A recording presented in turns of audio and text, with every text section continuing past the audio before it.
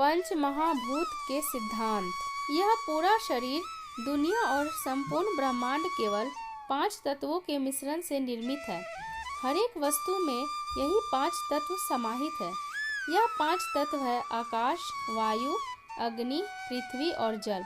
इन 5 तत्वों के संयोजन के बिना किसी की कल्पना नहीं की जा सकती है। तुलसीदास जी ने भी कहा है, क्षिति जल पावक गगन समीरा, पंच रहित अति अधम शरीरा। उनकी इस मान्यता के अनुसार शरीर के निर्माण, संचालन, नियंत्रण का प्रमुख आधार भी यह 5 महाभूत होते हैं। हस्त मुद्रा की दृष्टि से हमारे हाथ की 5 उंगली में 5 तत्व का बोध होता है। अंगूठा अग्नि तत्व का प्रतिनिधित्व करता है। तर्जनी वायु तत्व का प्रतिनिधित्व करती है। मध्यमा आकाश तत्व का प्रतिनिधित्व करती है। अनामिका पृथ्वी तत्व का प्रतिनिधित्व करती है। कनिष्ठिका जल तत्व का प्रतिनिधित्व करती है।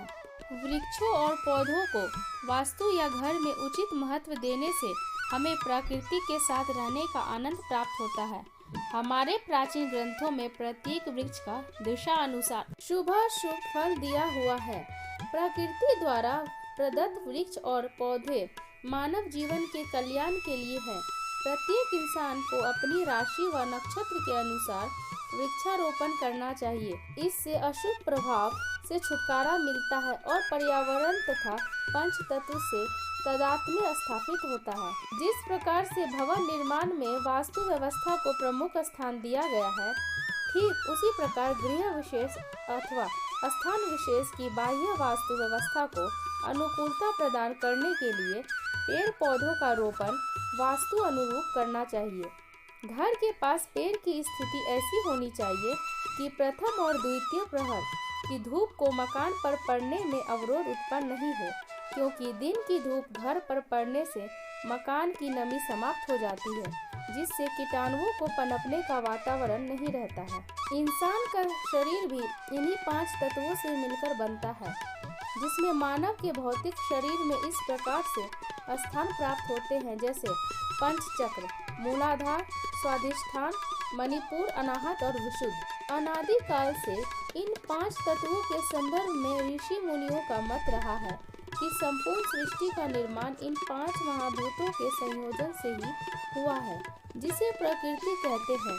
यदि इन 5 तत्वों का संयोजन बिगड़ जाता है तो प्राकृतिक घटनाओं जैसे बाढ़, भूकंप, ओलावृष्टि, अतिवृष्टि, अल्पवृष्टि, तापमान में भिन्नता इत्यादि घटनाएं देखने को मिलती है। पंच महाभूत के संदर्भ में कहा गया है कि जिस प्रकार शरीर में इन 5 तत्वों के अभाव या असंतुलन से मनुष्य बीमार पड़ जाता है, ठीक उसी प्रकार भवन में इन 5 तत्वों के असंतुलन से निवास व कार्य करने वालों को परेशानियों का सामना करना पड़ता है। बाह्य वातावरण या पर्यावरण में इन 5 महाभूतों की कमी अथवा असंतुलन के कारण समग्र सृष्टि को नाश की ओर ले जाती है। सृष्टि और पंच तत्व का संबंध। आकाश तत्व की उत्पत्ति। सृष्टि के आरंभ में सर्वप्रथम ईश्वर की चेतना शक्ति के प्रेरणा से शब्द तन्मात्रा का जन्म हुआ, जिससे आत्मा का बोध कराने वाले आकाश तत्व की उत्पत्ति हुई। वायु तत्व की उत्पत्ति। आकाश तत्व की उत्पत्ति हो जाने के पश्चात निष्क्रिय शांत आकाश में काल गति से विकार होने पर उसमें गयात्मक स्पर्श से वायु तत्व का सृजन हुआ। अग्नि तत्व की उत्पत्ति।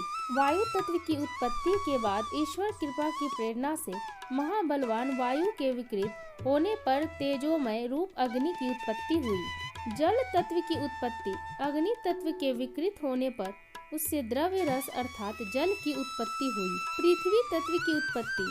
दैव प्रेरित रस स्वरूप जल के विकृत होने पर गंध गुणधर्म पृथ्वी तत्व की उत्पत्ति हुई और फिर इन 5 तत्वों को मिलाकर 5 महाभूतों का निर्माण हुआ और यह 5 तत्व ही सृष्टि के मूलभूत आधार अंग है। पृथ्वी तत्व से अस्थि, मांस, नाखून, नस, त्वचा का निर्माण होता है।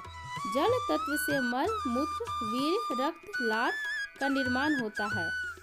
अग्नि तत्व से हंसी, नींद, भूख, भ्रम, आलस्य, तेज उत्पन्न होता है। वायु तत्व से चलना, चलाना, फेंकना, सिकुड़ना और फैलना जैसी क्रियाएं होती है। आकाश तत्व से काम, क्रोध, लोभ, लज्जा, मोह आदि बनते हैं। शिशु जब जन्म लेता है या फिर गर्भ में आता है तब प्रकृति के स्वरूप का स्पंदन का प्रभाव जातक पर पड़ता है। इसी कारण ज्योतिष में यह नियम बना है कि जन्म के समय जो ग्रह बलवान होते हैं उन्हीं ग्रहों से जातक का स्वरूप और शरीर संपदा निर्धारित होती है। इसलिए जन्म लग्न की राशि, नवमांस की राशि, चंद्र राशि, बलवान ग्रह आदि के आधार पर जातक के स्वरूप, रंग, आकार, प्रकार, स्वभाव आदि के निर्णय का सिद्धांत बनता है। ज्योतिष शास्त्र में सूर्य और मंगल अग्नि तत्व के स्वामी हैं, बुध पृथ्वी तत्व का, चंद्रमा एवं शुक्र जल तत्व के, शनि वायु तत्व का और गुरु आकाश तत्व के स्वामी कहे जाते हैं।